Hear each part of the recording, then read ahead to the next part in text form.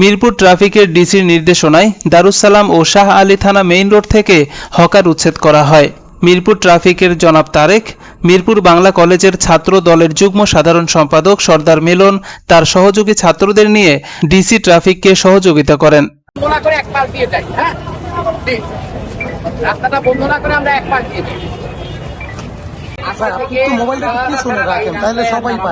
আমরা রাস্তা ছেড়ে ওই যে ওই কত এরপরে একটু এটা ব্যবসা করবো, হ্যাঁ, কারণ এখানে আপনি যাবেন, ধরেন এখানে আপনি আসছেন, আপনি অসুস্থ হতে পারেন, এই রাস্তা যেভাবে জ্যাম থাকে, আপনি হসপিটালে যেতে আপনার ইমার্জেন্সি লাগবে, আপনি যেতে পারবেন? পারবেন না। আপনি অসুস্থ হতে পারেন, আপনার বাচ্চা পড়ালেখা করে, সে পরীক্ষা দিতে যাবে, দেখা গেল সে 1 ঘন্টা আগে বেরিয়েছে, এখানে 2 ঘন্টা জ্যামে আটকে আছে, তাহলে সমস্যাটা কার?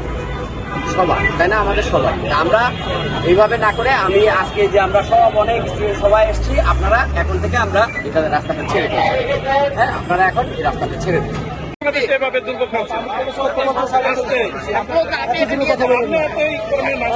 কথা বললেন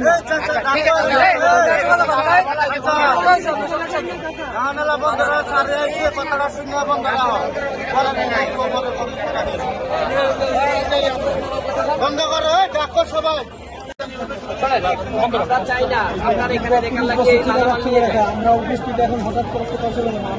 আপনারা গলির ভিতর গিয়ে ব্যবসা করেন, কোনো সমস্যা নেই, আমরা এই ব্যবসাটা পাবো না। পাবেন না কেন? কাস্টমার কি মেন রাস্তায় দাঁড়ায় থাকে? কাস্টমার মেন রাস্তায় ভুল, আপনি যেখানে যাবেন কাস্টমার সেখানে যাবেন, কাস্টমার সেখানে পাওয়া যাবে, সেখানে যাবেন।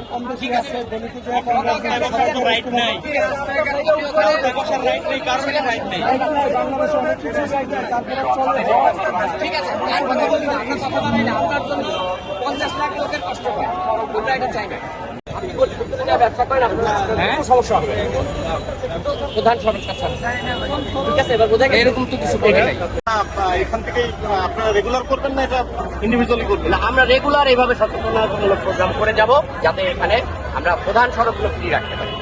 আমরা প্রধান সড়কটা যদি ফ্রি রাখতে পারি, রাস্তার মধ্যে যদি আমরা কোনো প্রতিবন্ধকতা সৃষ্টি না করতে পারি, এই যে দোকান যেগুলো দিয়েছে রাস্তার প্রায় 3 ভাগের 2 ভাগ দখলে আছে, যার ফলে এখানে সহজে এই ঢাকাবাসী মুভমেন্ট করতে পারছে না।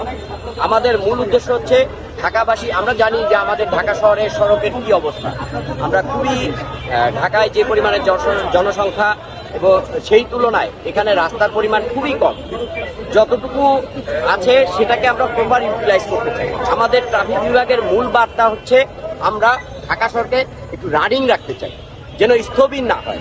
অবশ্যই এটা ভালো উদ্যোগ। আপনারা এই কারণে আমরা এসে কোনো প্রতিবন্ধকতা দেখছেন কিনা? সরি, কোনো প্রতিবন্ধকতার সম্মুখীন হচ্ছেন কিনা?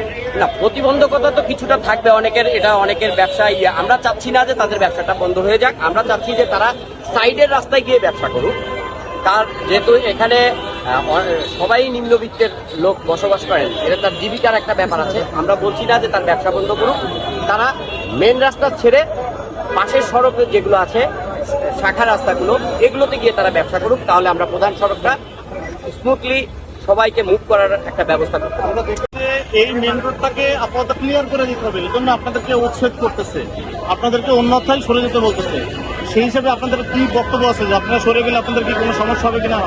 নাকাই মরতে যেতে হবে, আমরা তো এই ব্যবসা লইয়েই আছে না, এটা তো মেন রোড, এটা তো মেন রোডটাকে আপনাদের ক্লিয়ার করতে হবে। সেই হিসাবে আপনারা কি চান?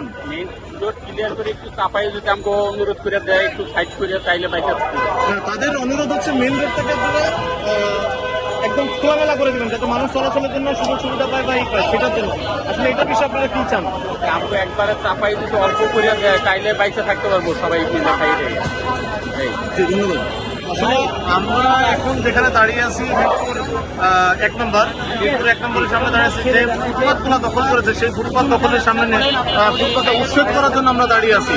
এখন এই ফুটপাতগুলোকে আমরা নিরুপায় হয়ে যে সাধারণ মানুষ তারা কোথায় যাবে এই ধরনের বক্তব্য নিয়ে তারা আসছে। এখন আমরা জানি না ওনাদের কতটুকু ক্ষতি হবে। আসলে এখানে ক্ষতি হওয়ার থেকে সাধারণ পাবলিক যেখানে কথা বলতেছে যে আমরা এখানে যারা আছি সবাই অনেক নিরুপায় হিসেবে আছি, আসলে এদের কি পুনরাবৃত্তিতে কোথাও যাওয়ার জায়গা আছে কিনা সেটাও কিন্তু পুলিশকে বা সাধারণ জনগণকে দেখার আহ্বান করছি। এই বলে আমি আমার বক্তব্য শেষ করছি।